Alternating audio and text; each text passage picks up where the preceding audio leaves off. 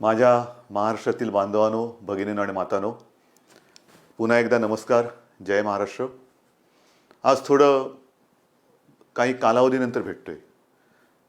1 मेला आपण भेटलो होतो, त्याच्यानंतर जवळपास 6-7 दिवसानंतर भेटतोय. या गेल्या 6-7 दिवसात काय झालं, काय घडलं, असं न सांगण्यासारखं काहीच नाही आहे आणि जे काय घडतं आहे ते सगळ्यांना माहिती आहे. पण विशेष म्हणजे काल एक अतिशय चांगली गोष्ट झाली. महाराष्ट्रामधल्या सर्व पक्षांच्या नेत्यांसोबत माझी आणि आपल्या माननीय मंत्री महोदयांची, म्हणजे त्याच्यात उपमुख्यमंत्रीसुद्धा होते, सर्व काँग्रेस पक्षाचे, राष्ट्रवादी पक्षाचे आणि आपले शिवसेनेचे असे मंत्री होते आणि इतर पक्षांचे नेते यांच्यात एक बैठक झाली. सर्वांना आपण नेमकं काय करतो आहोत ह्याची कल्पना दिली गेली. सर्वांना त्यांच्या सूचना काय आहेत, कुठे काही याच्यात उणिवा जाणवत आहेत का, आणखीन काही करायला पाहिजे का, ह्या सगळ्या त्यांच्या सूचना घेण्यात आल्या. आणि खरंच मला एका गोष्टीबद्दल समाधान आहे की सगळ्यांनी अतिशय मनपूर्वक खूप चांगल्या सूचना दिल्या. त्यातल्या बहुतेक सगळ्या किंवा बऱ्याचशा सूचना आपण अंमलातसुद्धा आणलेल्या आहेत आणि आणतोसुद्धा आहेत. एकूणच कालची जी बैठक झाली त्याच्यामध्ये एकतेचं एक वेगळं दर्शन होतं. महाराष्ट्राची एकजूट, राजकारण बाजूला ठेवून सगळे पक्ष नेते, पक्षप्रमुख हे एकत्र आलेलं काल मला दिसलं आणि जो माझा आत्मविश्वास आहे तो आणखीन दुणावला. ह्याच्यामध्ये राजकारण नव्हतं. सगळ्यांनी मला सांगितलं की सरकार जे काही करतं आहे त्याच्यात आम्ही तुमच्यासोबत आहोत. आम्हाला जे जे काय वाटतं आहे हे आम्ही तुम्हाला सांगतो आहोत आणि आपणही त्यांना सांगितलं की वेळोवेळी तुम्हाला जे काही जाणवेल ते आपण सांगत राहा. आपण जे जे करता येणं शक्य असेल ते सर्व करू. ही अशी एक वेगळी एकजूट ही सर्व राजकीय पक्षांची, नेत्यांची एका चांगल्या पद्धतीने, चांगल्या वातावरणात त्या बैठकीमध्ये मला दिसली. आज खरं म्हणजे मी आपल्याशी बोलताना थोडासा व्यथित आहे. तो व्यथित एवढ्यासाठी आहे की आज पहाटे जे संभाजीनगर आणि जालनाच्या मध्ये त्या रेल्वे मार्गावरती घडलं, ह्या घटनेने मी खरंच एक मनातून असा दुःखी झालेलो आहे. हे जे मजूर इतर राज्यातले घरी जायला निघालेले आहेत, आपण त्यांना अनेकदा सांगितलेलं आहे, आजही मी सांगतोय की तुम्ही कुठेही अस्वस्थ होऊ नका, कुठेही बेचैन होऊ नका. राज्य सरकार पूर्ण तुमच्या सोबत आहे. मी यापूर्वीही सांगितलेलं आहे की इतर राज्यातले जे मजूर आहेत त्यांची आपण ठिकठिकाणी सोय केलेली आहे. जवळपास 5.5 ते 6 लाख मजुरांची सोय आपण राज्यात वेगवेगळ्या ठिकाणी केलेली आहे. त्यांची जेवणाची, खाण्याची सोय, त्यांच्यासोबत डॉक्टर्स दिलेले आहेत. आणि आता तर इतर राज्यांबरोबर आपली बोलणी सुरू आहेत. इतर राज्यांमध्ये सुद्धा ट्रेन, रेल्वे आपण सुरू करून ज्या ज्या राज्यांमधले हे मजूर जिथे जिथे जाऊ इच्छितात तिथे केंद्र सरकार, आपलं राज्य आणि ज्या राज्यात हे जाऊ इच्छित आहेत त्या राज्यांच्या सरकारबरोबर बोलून आपण ह्या ट्रेनची सोयसुद्धा केलेली आहे. सुरुवात झालेली आहे. 1-2-5 दिवसापासून ट्रेन सुरू झालेले आहेत.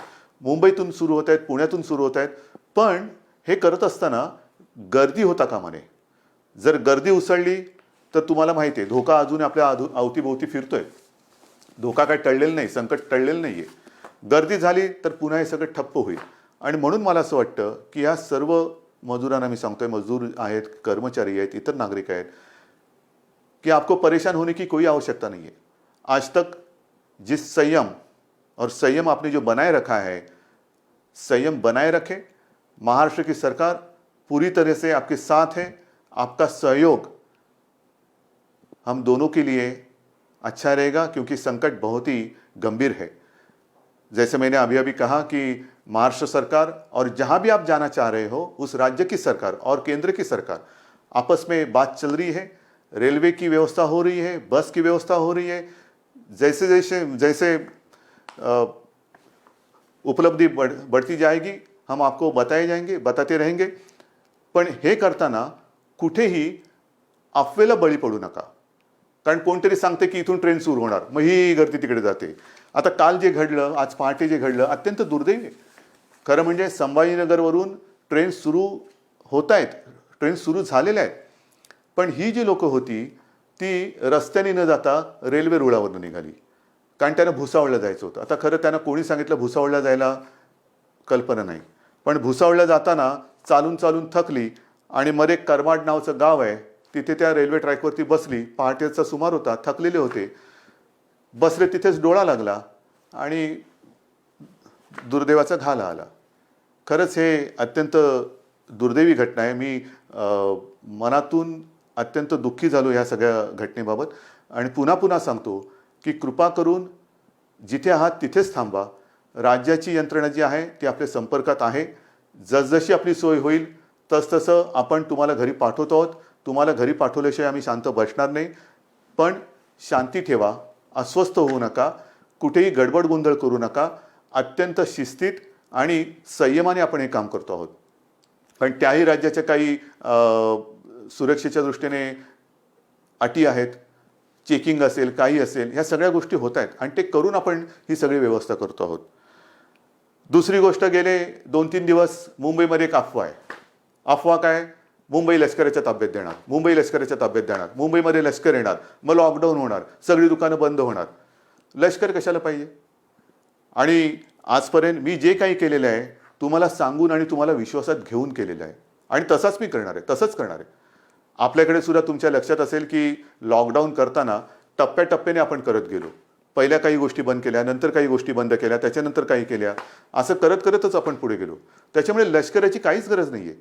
आणि मी तुम्हाला पहिल्या माझ्या भेटीतच सांगितलेलं आहे की ही जी लढाई आहे ह्याच्यामध्ये जवान आपण सगळेजण आहात.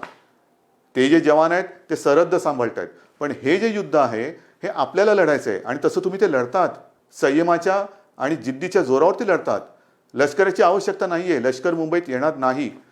पण जी एक आपण काळजी घेतोय, या सगळ्या गोष्टी मला तुम्हाला पुन्हा पुन्हा मी मुद्दामून सांगतोय कारण आपल्या मनात कुठे गोंधळ गडबड होता कामा नये, गैरसमज तर अजिबात होता कामा नये. मी पहिल्या दिवसापासून सांगतोय की हे संकट गंभीर असलं तरी सरकार खंबीर आहे. मग खंबीरता म्हणजे काय? काही दिवसापूर्वी पाहिलं असेल, मी स्वतः या बांद्रा कुर्ला कॉम्प्लेक्सच्या मैदानात गेलो होतो जिथे मोठं आपण कोविड केअर सेंटर उभारतोय, प्रथमोपचार केंद्र. तसंच रेसकोर्सला उभारतोय, तिथे वरळी डोममध्ये केलेलं आहे, गोरेगावचे एक्झिबिशन ग्राउंडमध्ये केलेलं आहे. कदाचित बांद्रा कुर्ला कॉम्प्लेक्समध्ये आपण ते आणखीन दुप्पट करू, आणखीन काही ठिकाणी वाढू. काय हे सगळं करतोय की हे संकट रोखताना समजा आपल्याला काही लोकांची सोय त्याच्यात करण्याची आवश्यकता वाटली, प्राथमिक केंद्रामध्ये म्हणजे कोणाला ऑक्सिजन देण्याची गरज लागली, समजा आता जे आपल्याकडे केसेस येत आहेत 80% ॲसिम्प्टोमॅटिक आहेत पण पॉझिटिव्ह आहेत, मग त्यांना ठेवायचं कुठे? तर त्याच्यासाठी ह्या आपण सोयी वाढवतो आहोत. पण हे वाढवताना पुढचा पावसाळा सुद्धा लक्षात घेतला पाहिजे. समजा पाऊस पडला, मुंबईचा पाऊस तुम्हाला माहिती आहे, त्रेधा तिरपीट उडवतो, मग त्यावेळेला काय करणार? हॉस्पिटल्स कमी पडता कामा नये. म्हणून मी स्वतः केंद्र सरकारला विनंती केली आणि ती मान्य सुद्धा झाली की जिथे जिथे राज्यामध्ये आपल्या केंद्र सरकारच्या ज्या काही यंत्रणा आहेत, मग रेल्वे आहे, BPT आहे, अगदी मिलिटरीसुद्धा आहे, त्यांची हॉस्पिटल्स आणि डॉक्टर्स हे जर का आम्हाला आवश्यकता लागली तर वापरण्याची आम्हाला परवानगी द्या. हे करणं काही गैर नाही आहे, कारण पुढचा धोका आपल्याला उद्भवू नये, उद्भवणार नाही. पण जर का आवश्यकता लागली तर त्या हॉस्पिटलची आणि डॉक्टर्सची व्यवस्था ही त्यांना आधी सांगून ठेवलेली बरी की जेणेकरून नंतर धावपळ नको. आणि त्याच पद्धतीने आणखीन एक माझ्या मनात विचार आहे, कारण आता सगळ्या यंत्रणा आपल्या प्रचंड तणावाखाली काम करत आहेत. डॉक्टर्स आहेत, नर्सेस आहेत, आपले सफाई कामगार आहेत, आपली महसूल यंत्रणा आहे, पोलीस तर आहेतच. पोलीस तर पाऱ्यावरती राहून राहून राहून तणावाखाली थकून जात आहेत, काही आजारी पडत आहेत, काही पोलीस तर बिचारे मृत्युमुखी पडले, आपल्यासाठी लढताना मृत्युमुखी पडले, आपल्यासाठी लढताना ते आजारी पडत आहेत. तणावाखाली त्यांना विश्रांती घ्यायला एक क्षणभर सुद्धा मिळत नाहीये. त्यांना सुद्धा थकवा आहे. माणसं आहेत ही, डॉक्टरसुद्धा माणसं आहेत, पोलीससुद्धा माणसं आहेत. आजारी पडल्यानंतरच बाजूला करणं हा क्रूरपणा ठरेल. त्यांना सुद्धा मध्ये मध्ये कुठेतरी एक विश्रांती देण्याची गरज आहे आणि त्याच्यासाठी माझ्या मनात एक विचार आहे, तोही आत्ता आपल्याला सांगतो. पण ह्याचा लगेच चुकीचा अर्थ लावू नका. माझ्या मनात असा विचार आहे की केंद्र सरकारला मला सांगायचं आहे की जर का अधिकचं मनुष्यबळ लागलं, या पोलिसांना आम्हाला थोडी विश्रांती देण्याची आवश्यकता लागली तर काही दिवस पोलिसांना टप्प्याटप्प्याने विश्रांती देऊन त्यांना पुन्हा आणायचं, यांना टप्प्याने विश्रांती द्यायची, पुन्हा आणायचं. समजा काही पोलीस आजारी पडलेत, त्यांना निदान बरे होण्याची तरी वेळ दिली पाहिजे. बरं झाल्यानंतर त्यांच्यातला थकवा तर गेला पाहिजे. तर तोपर्यंत जर अधिकचं मनुष्यबळ लागलं तर ते केंद्र सरकारकडे आपण कदाचित मागणी करू.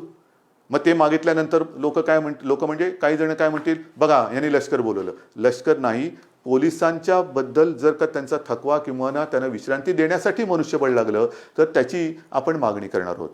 म्हणून सगळ्या बाजूने आपण तयारी करतो आहोत. हॉस्पिटलची सोय करतोय, डॉक्टर्सची सोय करतो आहोत, पोलीस लागले तर त्यांची सोय करतो आहोत.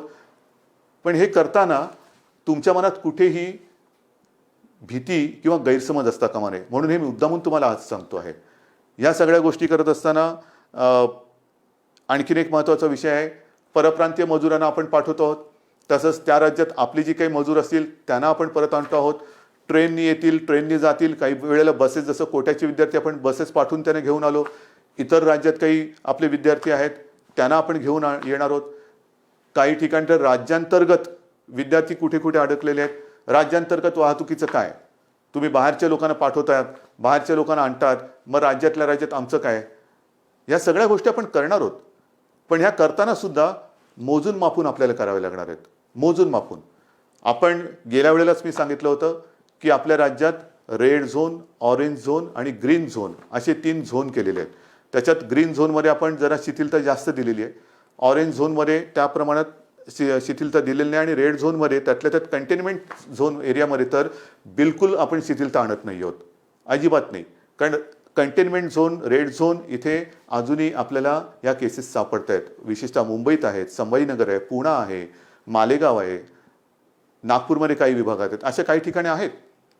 इकडे ये जा करता येणार नाही आहे. कारण ही ये जा जर का आपण सुरू केली मग इतके दिवस हे बंद ठेवून उपयोग करायचा. हा लॉकडाऊन सगळा फुकट जाईल. लॉकडाऊन म्हणजे मी मागेच बोललो होतो की गतिरोधक आहे, गतिरोधक. आजपर्यंत आपण ह्याची गती रोखण्यामध्ये यश जरूर मिळवलेलं आहे, पण अजूनही चेन तोडण्यामध्ये आपल्याला यश नाही मिळालेलं. त्यांची जी साखळी आहे, त्या विषाणूची साखळी तोडण्यात अजून आपल्याला यश नाही मिळालेलं. ते आता तोडायचंच आहे. ते तोडल्याशिवाय आता राहायचंच नाही. कारण नाहीतर किती दिवस चालू राहणार. लॉकडाऊनचं काय होणार, 17 तारखेपर्यंत लॉकडाऊन आहे, पुढे काय होणार, किती दिवस आपण वाढवत राहणार. म्हणून आपला आता हा प्रयत्न असा असला पाहिजे की एकदाच काय ते आपण कडक ही सगळी बंधनं पाळूया आणि या विषाणूचा संसर्ग, ह्याचा जो काय प्रसार आहे तो कायमचा संपवूया. त्याच्यासाठी आता आपल्याला तयारी करायची. आणि हे करत असताना आता परदेशातून जी आपली लोक आहेत ती यायला सुरुवात होतील. काही ठिकाणी इतर देशात सुद्धा आपली लोक अडकलेली आहेत, काही विद्यार्थी अडकलेले आहेत. ते विमानाने त्यांची ये जा सुरू होईल, त्यांना पुन्हा क्वारंटाईन करावं लागेल. ह्या थोडंसं हे जेवढी आपण शिथिलता आणू तेवढी आपली जबाबदारी पण वाढते आहे. ती जबाबदारी पूर्ण ताकदीने आपल्याला पेलावी लागणार आहे. आणि म्हणून आपल्याला जी मी विनंती करतो आहे की आपलं जे सहकार्य आजपर्यंत तुम्ही दिलेलं आहात तेच यापुढे सुद्धा काही दिवसासाठी हे आपल्या सरकारला तुमच्यासाठी लागणार आहे. मग कोणीतरी मध्ये सांगतं की मुंबईमधल्या टेस्ट कमी करणार का, अजिबात नाही आहे. आजपर्यंत मी इतर राज्यांची तुलना नाही करत, पण गेल्याही वेळेला आकडा सांगितलेला तुम्हाला, 1.5-2 लाखाच्या आसपास महाराष्ट्राने टेस्ट केलेल्या आहेत. एकट्या मुंबईने लाखाच्या वरती टेस्ट केलेल्या आहेत. टेस्ट कुठेही कमी नाही होणार, अजिबात नाही होणार. जिथे जिथे आवश्यकता आहे तिथे टेस्ट ह्या चालू राहतीलच. मुंबईमध्ये मुंबई महापालिका, खाजगी जी रुग्णालय आहेत, ते डॉक्टर्स आहेत, फक्त त्याच्यामध्ये एक सुसंगती पाहिजे, एक वाक्यता पाहिजे. कोणी उठला आणि टेस्ट करून आला तसं नाही आहे. मी तर तुम्हाला पुन्हा एकदा विनंती करतो आहे, कारण जो काही मृत्यूदर आहे त्या मृत्यूदरामध्ये आपण बघितलं काही केसेस अशा आहेत की शेवटच्या टप्प्यात आपल्याकडे येत आहेत. शेवटच्या टप्प्यात म्हणजे सगळं काही उपचाराच्या पलीकडे गेलेलं असतं तेव्हा ते येत आहे आणि तिथे आपण काहीच करू शकत नाही. काही वेळेला तर असं होतं की एखादा रुग्ण आला तर त्याचा रिपोर्ट, टेस्टचा रिपोर्ट येण्याच्या आधी त्याचा मृत्यू होतो.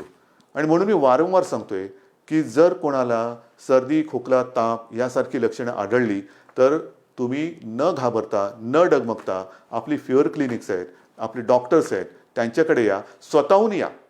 आपण तर घरोघरी जाऊन चेकिंग तर करतोच आहोत, विचारपूस करतो आहोत, पण जर ज्यांना कोणाला ही अशी लक्षणं आढळली आणि ते स्वतःहून पुढे आले तर पुढचा जो काही उपचार आहे तो करणं हे सुलभ होईल. एक लक्षात घ्या, आजपर्यंत साधारणतः 18,000 पॉझिटिव्ह केसेस आपल्या महाराष्ट्रात आहेत.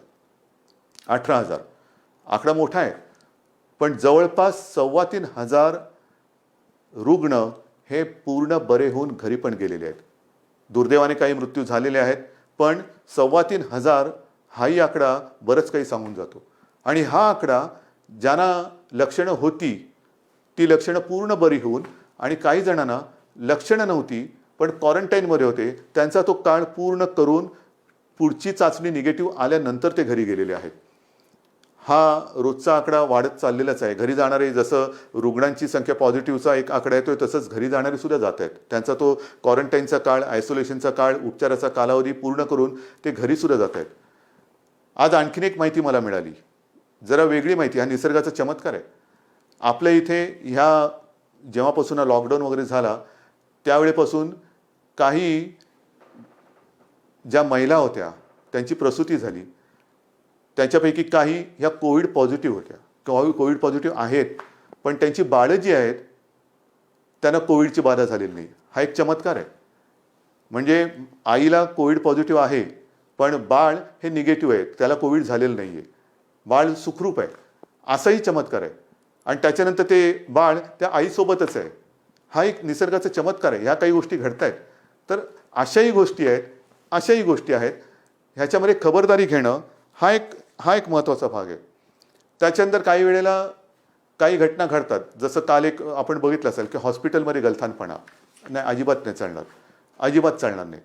मी माणुसकी समजू शकतो, माणुसकीचा धर्म समजू शकतो, पण त्याच्यामध्ये गलथानपणा अजिबात सहन केला जाणार नाही. जसं मी वारंवार सांगतो की पोलीस आणि डॉक्टर यांच्या रूपात देव आपल्यासोबत आहे. त्यांच्याशी कोणी हुज्जत घालू नका, त्यांच्यावरती हल्ले होता कामा नये. हल्ले केले तर कडक कारवाई होईल. तसंच डॉक्टर्स आणि यांनाही सांगतोय की हॉस्पिटलमध्ये गलथानपणा होता कामा नये, अजिबात नाही. काही मदत लागली सरकारसोबत आहे, महापालिकासोबत आहे, गलथानपणा करायचा नाही. म्हणजे सगळं चांगलं चालू असताना कारवाई करण्याची वेळ आमच्यावरती आणू नका, कारवाई करू नका. तिकडे गलथानपणा आणि दप्तर दिरंगाईला अजिबात क्षमा केली जाणार नाही. कारण नाहीतर हे सगळं करतोय कोणासाठी? मी परवा जे काही गेलो होतो बांद्रा कुर्ला कॉम्प्लेक्स रेसकोर्समध्ये आपण करतोय, सगळं करतोय. तिकडे 100 रुग्णशय्या आपलं 1000च्या आसपास रुग्णशय्या या बांद्रा कुर्ला कॉम्प्लेक्सला करतोय. त्याची क्षमता मी आता दुप्पट करायला सांगतोय. काय आपल्याला फर्निचरचं दुकान नाही काढायचं की बघा किती बेड्स आहेत आमच्याकडे उपलब्ध आहे, कोणी आणि झोपून जा? नाही, त्याच्या मागे एक गांभीर्य आहे. ही आवश्यकता लागू नये ही माझी प्रार्थना आहे. पण ही सोय सुविधा वाढत असताना आपल्याला डॉक्टरची सुद्धा आवश्यकता लागणार आहे, परिचारिकांची आवश्यकता लागणार आहे. कोविड योद्धा म्हणून मी आपल्याला आवाहन केलं होतं, त्याच्यात अनेक जणांनी प्रतिसाद दिलेला आहे. आज मी आयुषच्या डॉक्टरना सुद्धा विनंती करतो आहे, आवाहन करतोय की तुमची सुद्धा आम्हाला गरज आहे. होमिओपॅथी डॉक्टरची सुद्धा आवश्यकता आहे. आयुर्वेदचे डॉक्टर असतील, तुम्ही या. आपण सगळे मिळून एकजुटीने या संकटाचा सामना करूया. सगळे एकत्र आले, ठीक आहे ना. काही वेळेला गंभीर आजार असेल तिकडे ॲलोपॅथी चालेल. जर का आपल्याला प्रतिकारशक्ती वाढवायची असेल त्याच्यासाठी होमिओपॅथी किंवा आयुर्वेद चालत असेल, जरूर या. कदाचित हे सगळे आपले आयुषचे डॉक्टर्स आणि या सगळ्या डॉक्टरशी फिवर क्लिनिकमध्ये मदत होणार असेल, सर्दी खोकला ताप आहे की नाही बघण्यासाठी, तेवढंच आपल्याला हॉस्पिटलमध्ये काम करणाऱ्या डॉक्टरांवरचा ओझं ताण हा कमी करता येईल. म्हणून मला आपल्याला ह्या सगळ्यांची आवश्यकता आहे. आणि त्याच्यासाठी मी आज आपले डॉक्टर लहाने साहेब त्यांना सुद्धा सांगितले की डॉक्टर साहेब अर्थात ते सुद्धा दिवसरात्र मेहनत करतातच आहेत, कोणी मेहनतीमध्ये मागे पडत नाही आहे. त्यांनी सुद्धा आता पुढाकार घेतलेला आहे. डॉक्टर ओक आपल्यासोबत आहे, टास्क फोर्स आपल्यासोबत आहे, सगळे आपल्यासोबत आहेत. आणि हे करून आपण ही लढाई अधिक मजबूतीने आता लढत आहोत. म्हणून मला हात जोडून विनंती करायची की हा जो आता लॉकडाऊनचा टप्पा आहे हा सतत आता वाढवत जायचं की नाही जायचं, लॉकडाऊनचं काय करणार हे तुम्ही ठरवायचं आहे. जेवढं तुम्ही शिस्त पाळाल, जेवढं तुम्ही बंधनं कडक पद्धतीने पाळाल, तेवढं लवकर आपण या संकटातून बाहेर येऊ. कोणालाही आनंद नाही आहे लॉकडाऊन वाढवण्यामध्ये. लॉकडाऊन वाढवणं म्हणजे पिंजऱ्यात बसल्यासारखं आहे, कोण वाढत बसल्यासारखं आहे. आत्ता ते बसण्याची गरज आहे. आणि ती शिस्त अजूनही मला काही ठिकाणी बिघडलेली दिसते. मग मुंबई असेल, इतर शहरं असतील, ही शिस्त बिघडवणं म्हणजे आपण आपलं संकट लांबवणं आहे. जेवढं तुम्ही हे बंधन तोडायला बघाल तेवढं हे बंधन अधिकाधिक तुमच्या भोवती आपला फास आवडत जाईल. म्हणून हे बंधन पाळणं, शिस्त पाळणं, लोकांमध्ये न मिसळणं, एकमेकाशी आता ह्या कालच्या त्या सर्वपक्षीय बैठकीमध्ये जो मी एक शब्द वापरला होता, फिजिकल डिस्टन्सिंग. सोशल डिस्टन्सिंग म्हणजे जरा त्याचा अर्थ वेगळा होतो, सामाजिक अंतर नकोय.